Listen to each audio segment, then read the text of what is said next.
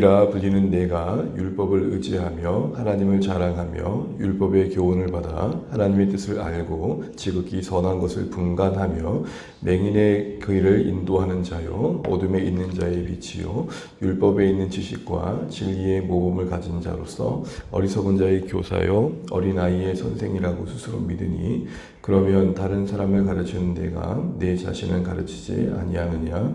도둑질 하지 말라 선포하는 내가 도둑질 하느냐? 간음하지 말라 말하는 내가 간음하느냐? 우상을 가증히 여기는 네가 신전 물건을 도둑질 하느냐? 율법을 자랑하는 내가 율법을 범함으로 하나님을 욕되게 하느냐? 기록된 바와 같이 하나님의 이름이 너희 때문에 이방의 중에서 모독을 받는도다. 아멘.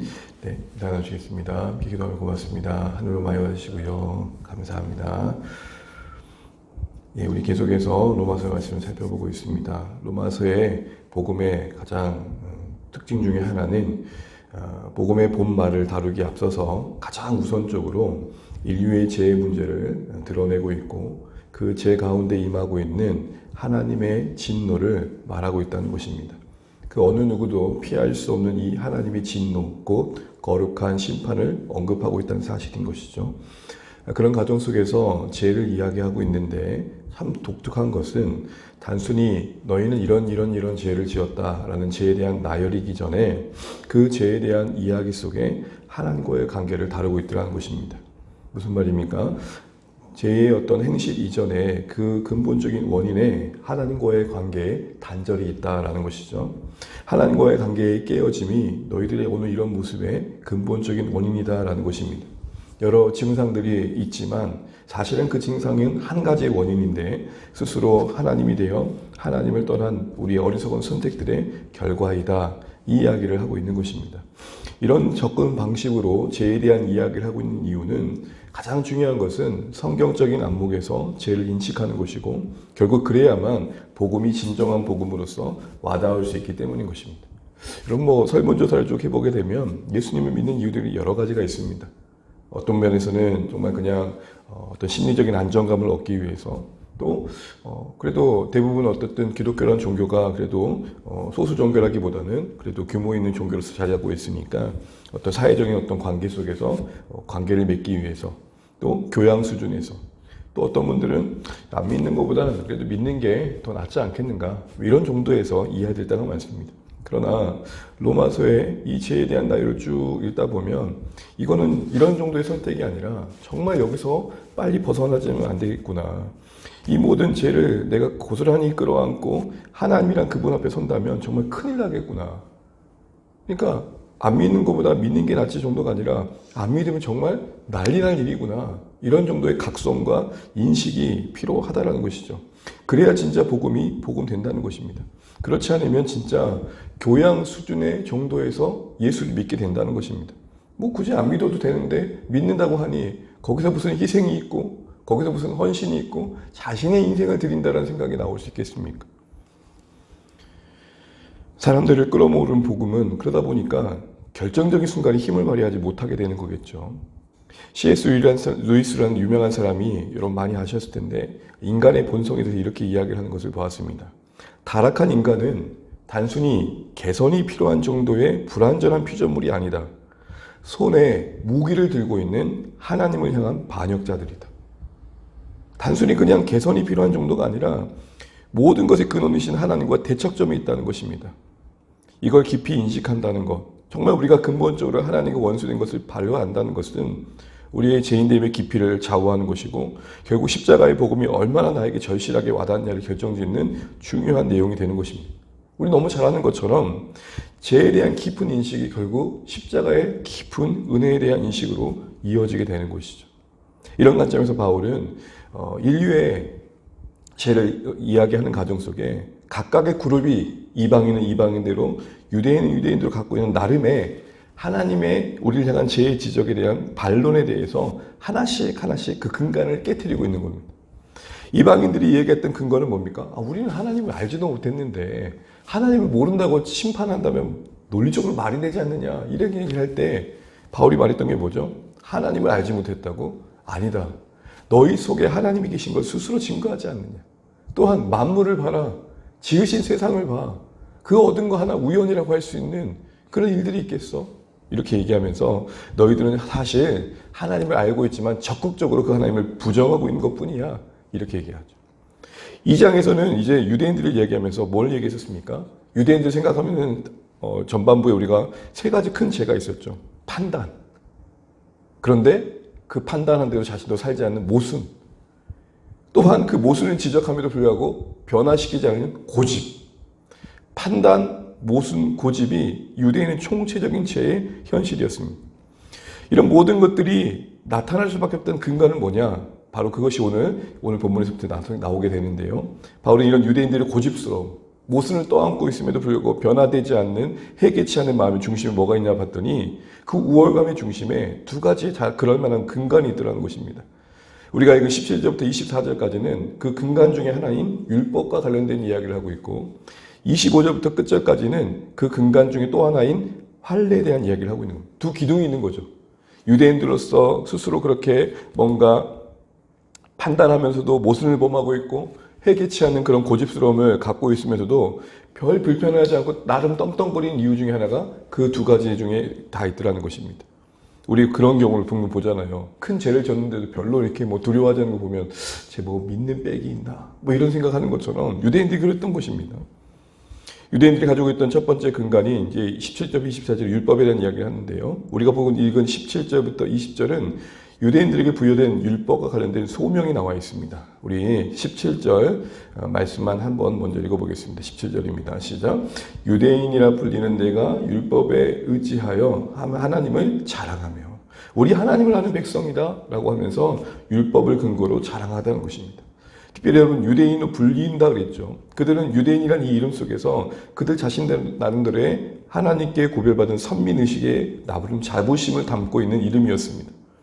그렇게 불려지는 것들을 좋아했고 그걸 통해서 자신들이 얼마나 나름 하나님과 관계에서 정말로 특별한 사랑을 받고 있는지를 인식했던 것이죠.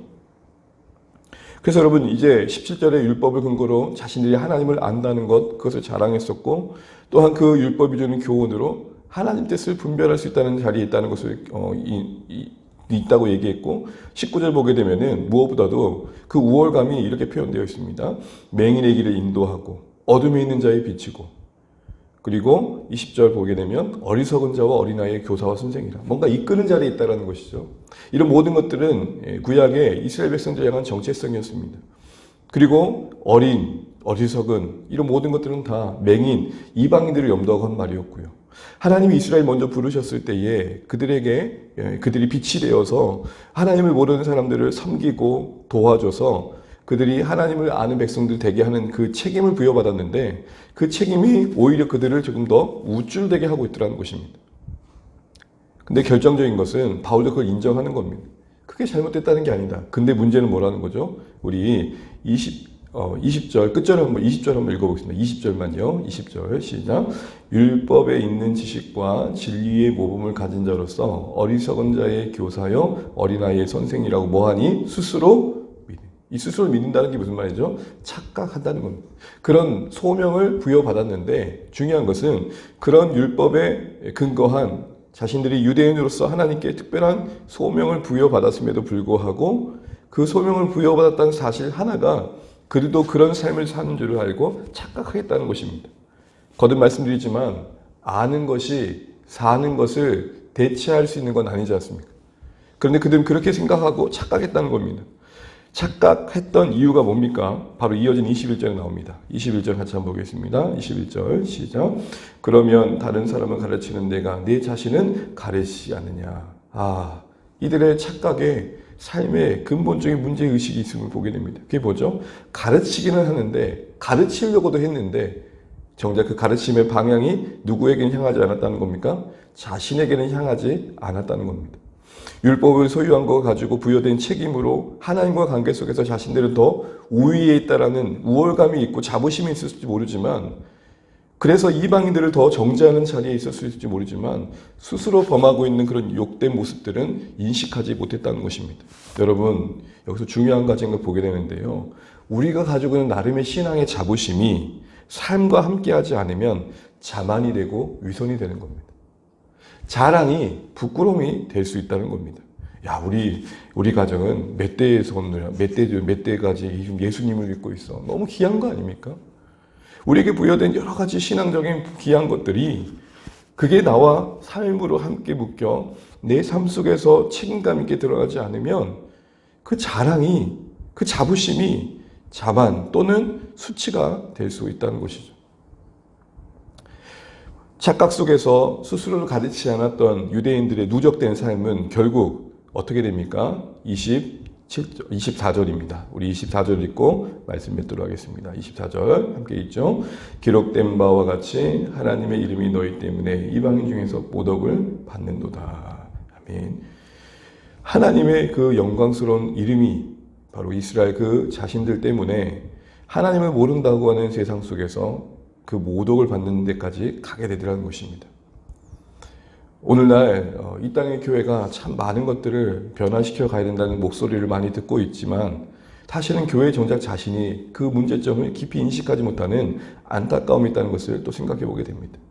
어느 설문조사를 봤는데 같은 항목인데 이해가 다른 내용이었습니다.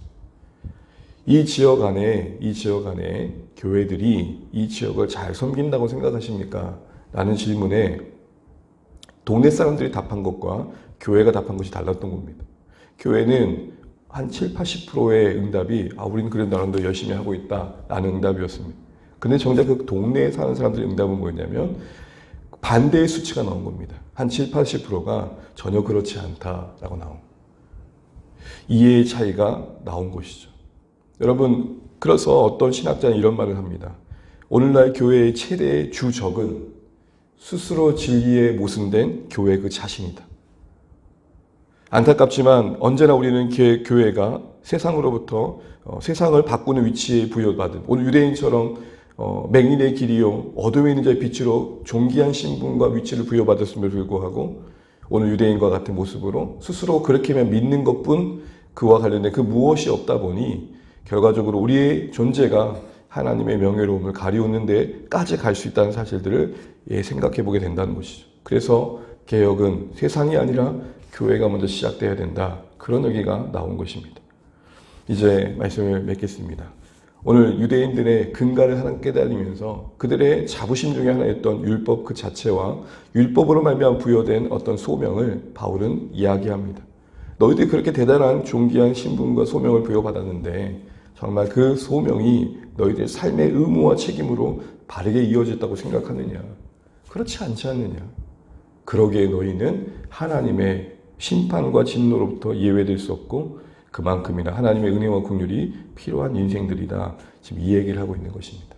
오늘 이 유대인들을 향한 지적과 또 권면과 이야기 앞에서 우리 자신을 한번 돌아보면 좋겠습니다. 혹시 우리도 어느새 삶의 시간만큼이나 하나님의 은혜 안에서 다루어지고 벼져지고 빚어져야 되는 부분이 있음에도 불구하고 고집스럽게 붙들고 있는 부분이 있다면 혹시 그 근간에 헛된 나름의 자부심은 있지 않는지를 돌아보는 것이죠. 그래도 하나님, 제가 주님을 위해서 이렇게 살았는데요. 그리고 나름 뭔가 하고 있는 그 어떤 일들이 우리를 그렇게 살아가는 것으로 착각하고 있게 하지 않는지를 돌아보자는 것이죠. 거듭 말씀드리지만 하나님 앞에 단독자로 서야 됩니다. 또한 그래서 재판장의 자리에서 내려와 언제나 십자가의 은혜가 머무는 자리로 우리는 나아가야 될 것입니다. 그러할 때 아는 것과 삶의 격차를 메워가며 주님 부르시는 그날까지 그래도 또 애쓰는 신자들도 신실하게 살았다라는 사람들로 평가받게 될 것입니다. 오늘도 이 말씀을 붙들고 다시 한번 하나님, 내가 오늘 살아가는 날 동안 스스로 그렇게 여기는 착각 속에서 깨어나게 하시고 깊이 자각하여서 하나님의 은혜와 긍휼을 구하며 말씀을 범하는 것들을 다시 한번 안타깝게 여기고 혹여라도 내 모습 때문에 하나님의 이름이 영광스럽게 되지 않은 부분들이 있다면 용서해 주십시오. 기도하고 하나님의 은혜와 도우심을 다시 한번 구할 수 있는 이 새벽 되시기를 주의 이름으로 축원합니다. 대단한 것 때문에 우리가 하나님 이름 욕되게 하겠습니까? 별거 아닌 것 같지만 내 표정과 내 언어와 내 선택들 속에 교묘하게 스며들고 있는 교만을 인식하지 못하고 스스로도 그런 줄 알고 살아가는 삶의 누적들이 그런 하나님 앞에서 우리의 모습을 만들어낼 것입니다. 다시 한번 오늘 하루도 이 말씀 앞에서 우리를 비춰보면서 하나님 정말 진실하면 좋겠습니다 라고 기도하며 은혜를 구하면 좋겠습니다. 진실이 뭡니까?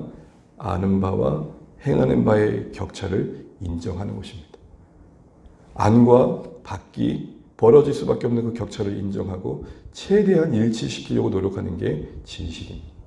오늘 이 은혜를 구하며 긍휼을 구할 수 있는 오늘의 말씀 되시기를 주님의 이름으로 축복합니다. 우리 잠깐 기도하겠습니다. 오늘 두 번째 날입니다. 우리 같이 기도하실 때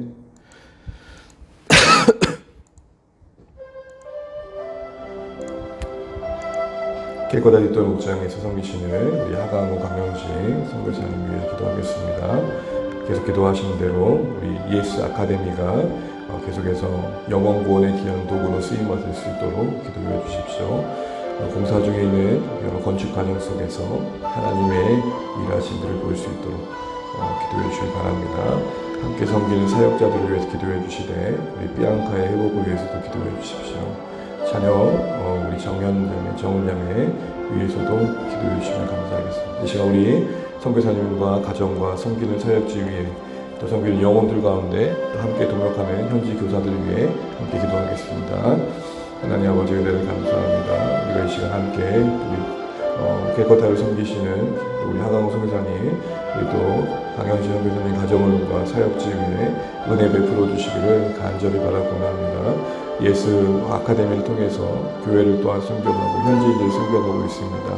하나님 이 일에 재정적인 문제가 생기지 않도록 도와주시고 하나님 그 현지의 영혼들을 만나는 귀한 도구가 되게 도와주셔서 하나님 나라를 섬기는 이들의 귀한 열매를 누릴 수 있도록 도와주시기를 간절히 바라고 합니다.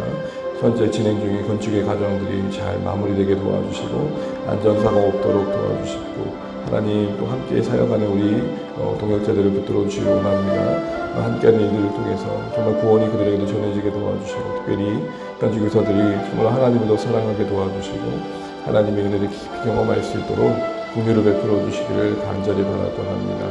비앙카가 또 잘 회복되게 도와주시고 하나님 그 현재 어려움들을 넉넉히 이겨내게 도와주시고 믿음 때문에 당한 여러 고난들을 잘 감당할 수 있도록 도와주옵소서. 하나님 우리 정연, 정은자매 기억하여 주시고 하나님께서 기뻐하시는 하나님 그 나라의 가치를 따라 많은 사람들을 옳은 대로 인도하는 빛과 같은 인생들로 쓰임받을 수 있도록 도와주시고 하나님 우리 자녀들의 삶이 주의 인도하심 가운데 선한 열매를 맺어가는 여정을 걸어갈 수 있도록 도와주시기를 간절히 바라고 합니다. 주여 인도하시고 함께하여 주옵소서. 우리 이 시간 기도하실 때 북한을 위해 기도하겠습니다. 두 번째 기도 제목은 현재 박해의 현실이 계속해서 진행 중인데 우리 지하교회 성도들을 지켜주시고 또 붙잡혀 있는 성도들을 풀려날 수 있도록 기도해 주시기 바랍니다. 최근에 평안남도 순천시에서 몰래 비밀 있게 예배드리던 지하교회 성도들이 붙잡혔다고 합니다. 그 가운데 아마 정보 요원들이 신자인 것처럼 가장해서 함께 예배드리다가 습격을 당한 것 같습니다. 이런 일들이 지일비재한데 하나님 북한 땅의 기독교의 박해가 중단되어지고 하나님의 보호하신 가운데 우리 성도들이 기쁘게 예배드릴 수 있는 날이 속히 오게 해달라고 기도해 주시기 바랍니다. 특별히 쫓기고 붙잡혀있는 박해받는 성도들을 특별한 은혜로 간섭하여 주셔서 그 가운데서 건져질 수 있도록 기도해 주시고 한국교회가 군역 땅인 우리 성도들을 잊지 않고 기도로 섬길 수 있도록 기도해 주시기 바랍니다. 이 시간 우리 북한의 박해의 중단과 지하교회 성도들을 위해서 기도하시겠습니다. 하나님 은혜를 감사합니다. 우리가 하나님 함께 하나님 땅에서 함께 하늘 아래서 신앙생활을 했지만 이 북녘 땅에 하나님 아버지 심한 박해와 어려움 속에 고통당하고 있는 자들을 보게 됩니다. 하나님 어느 때에는 또 평안남도 순천시에서 하나님 비밀 있게 예배드리던 성도들이 붙잡혀갔던 안타까운 사실을 듣습니다. 하나님 억울하게 붙잡한 그들이 또 고통 가운데 있고 또 하나님 아버지 제정된 법 때문에 심각한 하나님 어려움을 겪고 있는데 하나님 가운데서 건져주시고 하나님 모든 박해가 속히 하나님 아버지 다스려질 수 있도록 주님 이 기적 같은 일들이 일어날 수 있도록 도와주시고 현재 우리 신자들이 하나님 마음껏 예배하고 하나님을 주님 부를 수 있는 은혜가 있도록 주여 하나님 그날이 속히 올 수 있도록 역사하여 주옵소서. 이 땅의 교회들이 함께 깨어 기도하게 도와주시고 주님의 은혜를 구할 수 있도록 주여 자비를 베풀어 주시옵소서. 하나님 아버지 정말로 우리의 한국교회도 이 고통을 겪고 있는 북한 교회를 기억하게 도와주시고 함께 기도하며 그들의 아픔에 동참할 수 있도록 하나님 우리를 불쌍히 여겨 주옵소서.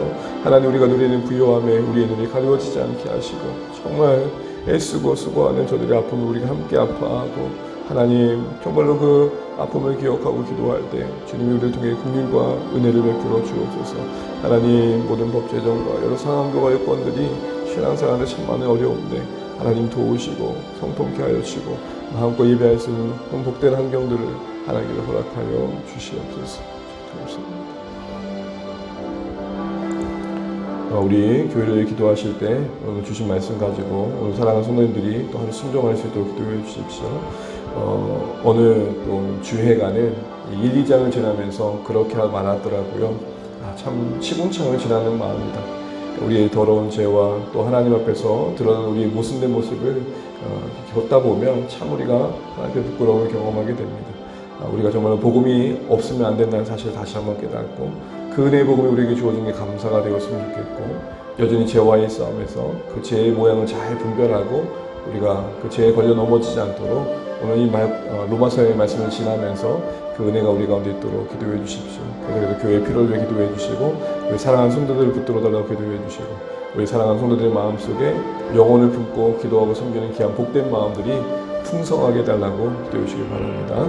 일단 이 나라 민족을 위해서 지도자들을 위해서 세우신 교회를 위해 또 전쟁과 기근과 지진으로 아파하는 곳에 은혜가 있도록 함께 기도해 주시기 바랍니다. 같이 기도하시고 오늘도 주 안에서 복된 하루 되시길 바랍니다. 기도하시겠습니다. 하나님의 은혜를 감사합니다. 주님 오늘도 우리가 주의 긍휼과 도우심을 구합니다. 주님 우리가 하나님의 은혜와 사랑을 바라봅니다. 아버지 하나님 주여 세우신 복된 교회가 은혜 안에도 한 물결 되어져 가게 도와주시고 먼저 그의 나라 의를 구하는 복된 교회로 세워져 가게 도와주시고 이 모든 걸 더하시는 하나님의 그 피로 채우시는 손길과 보호하심을 우리가 신뢰하게 도와주옵소서. 하나님 내일의 염려와 오늘의 기록을 감당할 수 있는 은혜가 있게 하여 주시옵소서. 하나님 그 은혜로 우리를 붙잡아 주시고 하나님 그 은혜로 우리가 감당할 여정을 걷게 하여 주옵소서.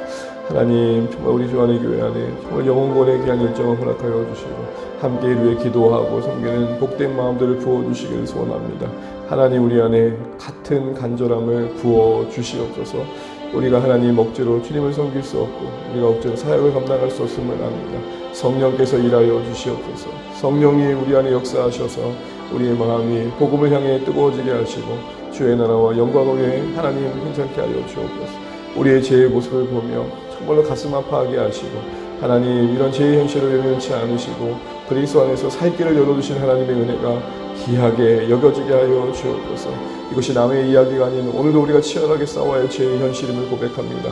하나님 이 죄의 문제 앞에 우리가 다시 한번 함께 우리 자신을 진실하게 직면하게 도와주시고 핑계치 않도록 하나님 은혜를 베풀어 주셔서 가슴을 치고 은혜를 구하고 복음을 바라볼 수 있도록 하나님 도와주옵소서. 하나님 우리를 붙들어 주시고 이 복음의 은혜가 우리를 주장하게 도와주시고 이 자녀들을 붙들어 주시옵시고 하나님 무엇보다도 정말 우리 안에 영혼을 품고 섬길 수 있는 귀한 마음 부어주옵소서. 우리 연약한 성도들 하나님 그 영육의 건강함을 하나님께 회복시켜 주옵소서. 몸이 아프고 마음이 무너지고 고통스러운 그 삶의 모습들을 하나님께서 위로하여 주시고 건져주시고 이겨내게 하여 주옵소서. 주님 땅의 교회들을 붙들어 주시고 하나님 위정자들이 하나님 진실하게 도와주시고 아버지 하나님 정말 이 나라의 교회들이 온전하게 쓰임받을 수 있도록 도와주옵소서.